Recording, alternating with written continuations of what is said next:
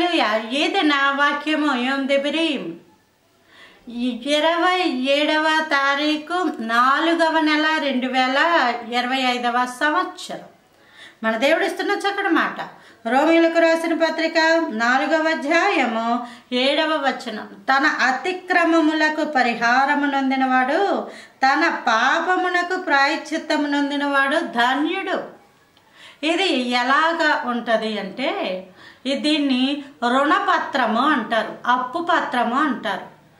అప్పు ఆ మనిషిని ఎలా వెంటాడుతూ ఉంటుందో, ఆ మనిషి చనిపోయినా సరే అది మళ్ళీ పిల్లల మీద కూడా వెంటాడుతూ ఉంటుంది. బైబిల్లోనే ఉంది.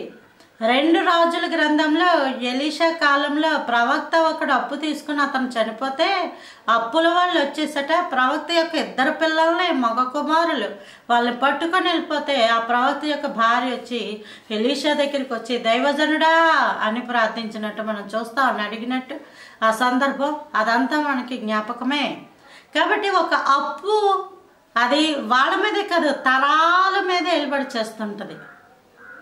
కాబట్టి ఈ పాపము అన్నది అప్పుతోటే సమానం. నువ్వేదైతే క్రియ చేసావో దాని తాలూకు పనిష్మెంట్, ఆ శిక్ష అన్నది ఖచ్చితంగా అనుభవించాల్సిందే.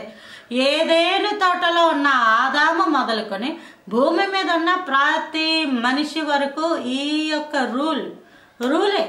ఏదేను తోటలో ఉన్నాను కదా అంటే దేవుడేం క్షమించలేదుగా. ఆ పండు నువ్వు ఎందుకు తిన్నావు అని దేవుడు ఏదేను తోటలోంచి ఏం చేశాడు? పంపించేశాడు. భూమి మీద ఉన్న ప్రతి మనిషి కూడా అంతే. ఈ పాపం వలన వచ్చే జీతము మరణము. 2 రకాలు. ఒకటి దేవునితో ఉండేది, ఇంకోటి నరకంలో ఉండేది. నరకంలో ఉండేదే ఇక్కడ ప్రస్తావించబడింది.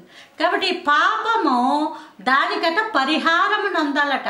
అంటే మరణము అంటే నరకము నుంచి జీవము అంటే వెలుగులోనికి, పరలోకానికి అడుగు పెట్టాలి. వాడే ధన్యుడు. పరిహారము నొందాలి. అది ఎలాగండి అంటే ఎంతవరకు చేసిన పాపాలు ఇంకా చాలని ఆపేసాయి. ముందు అది ఆపేసాక అప్పుడు ఒకటి ఆయన సిలువలో కాచిన రక్తము ద్వారా నీ పాపాలు ఒప్పుకొని దేవుని దగ్గర విడిచిపెట్టి నిన్ను నువ్వు సరిచేసుకుని పరిశుద్ధతలోనికి వస్తున్న కొద్దీ నీలో ఉన్న చీకటి ఏమైపోద్దమ్మా? దూరం అయిపోద్ది. ఎప్పుడైతే చీకటి నిన్ను విడిచిపోతుందో ఆ పాపానికి పరిహారము నొందినవాడు ధన్యుడు. ధన్యతమైన జీవితం అది. అప్పుడు గుండెల మీద చేతులు వేసుకుని ధైర్యంగా చెప్పచ్చు, నా దేవుడు ఉన్నాడు, నా దేవుడు నా పాపాలన్నీ క్షమించాడు. రహస్యమైనది ఒప్పుకున్నప్పుడు అది వెలుగులోకి వస్తుంది. ఎప్పుడైతే వెలుగులోకి వస్తుందో అది విడుదల పొందుకుంటాను అందులోంచి. రహస్యమైనదంటూ నీ దాంట్లో ఏమీ లేకపోతే ఎవరికి భయపడాల్సిన అవసరం లేదు.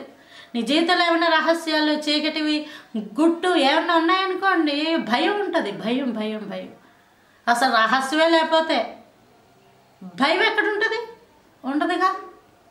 కాబట్టి నీ పాపాలకి పరిహారం అందడానికి యేసు ప్రభువుల వారి పాదాల చెంతకొచ్చి నీ యొక్క రహస్య జీవితాన్ని విడిచిపెట్టి దాన్ని ప్రభు దగ్గర ఒప్పుకొని విడిచిపెట్టి అది ఎప్పుడైతే నువ్వు వెలుగులోకి ప్రభువారి దగ్గరికి వస్తావో ఇక చీకటి నీ మీద ఎంత మాత్రమో ఏలుబడిచేది. Praise the lord. ఆమేన్.